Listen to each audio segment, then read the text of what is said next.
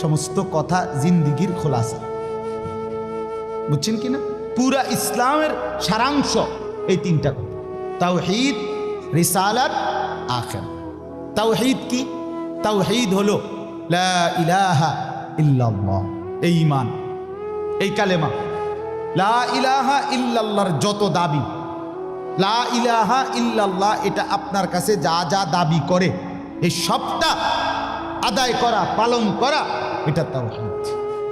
লা ইলাহা ইল্লাল্লাহ এই কথা আপনার কাছে দাবি করে শুধু এই শব্দটা মুখস্থ রাখবেন আর বাকি যা মন চা তাই করবেন, এটা না। লা ইলাহা ইল্লাল্লাহ আপনার কাছে দাবি করে যে তাওহীদ মানে একত্ববাদ, এক আসমানে সাত আসমানে সাতবক জমিনে কায়নাতের যেখানে যা তা হচ্ছে শুধু একজনের ইচ্ছায়, তিনি আল্লাহ। আমার মাথার চুল থেকে পায়ের নখ পর্যন্ত আমার দেহের ভিতর বাহির নিয়ন্ত্রিত হচ্ছে শুধুই একজনের ইচ্ছায়, তিনি আল্লাহ।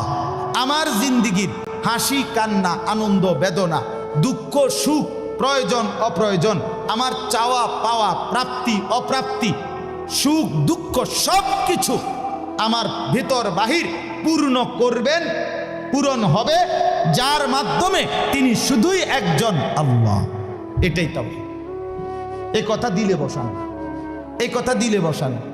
দাওয়াত ও তাবলীগের সাথীরা এই পৃথিবী ঘুরে ঘুরে সবচেয়ে বেশি আল্লাহর বান্দাদের কলজার মধ্যে এই কথাটা বসাইতে চায়।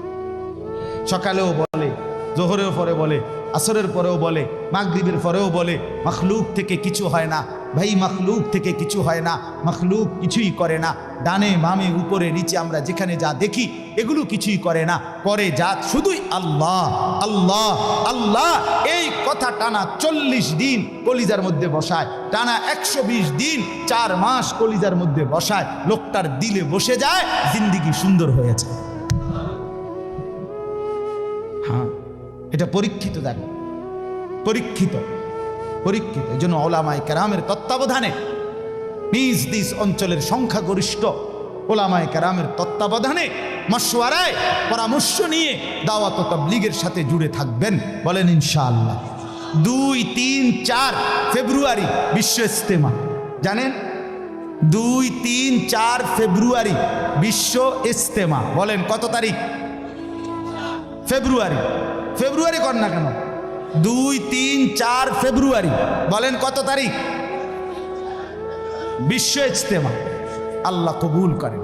আপনারা আমরা সবাই যাব ইনশাআল্লাহ।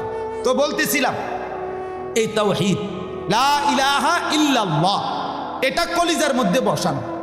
নবী সাল্লাল্লাহু আলাইহি সাল্লাম বলেন, আল্লাহর নবী বলছেন, ওয়া আলাম আন্নাল উম্মাতা লাউ ইজতামাআত আলা আন ইয়ানফাউকা বিশাইইন লাম ইয়ানফাউকা ইল্লা বিশাইইন কাদ কাতাবাহুল্লাহু লাক। আল্লাহর নবী বলেন, উম্মত শোনো, গোটা পৃথিবী যদি একত্রিত হয়ে সিদ্ধান্ত নেয় তোমার একটু উপকার করবে, কিছুই করতে পারবে না, তোমার কেবল সেই উপকারটাই হবে যেটা আল্লাহ তোমার জন্য তাকদীরে আসমান জমিন সৃষ্টির 50,000 বছর আগে লিখে রেখেছে। ওয়ালা বিজতামাউ আলা আন ইয়াদুররুকা বিশাইইন কাদ কাতাবাহু লাম ইয়াদুররুকা ইল্লা বিশাইইন কাদ কাতাবাহুল্লাহু আলাইকা। সবাই মিলে যদি এটাও সিদ্ধান্ত নেয় তোমার একটি ক্ষতি করবে, বিপদে ফেলবে, মুসিবতে ফেলবে, আল্লাহর নবী বলেন কোনো মুসিবত তোমার আসবে না, আসবে কেবল সেই মুসিবতটাই যেটা আল্লাহ তোমার জন্য তাকদীরে লিখে রেখেছেন। রুফিআতিল আকলাম ওয়া জাফফাতিস সুহুফ।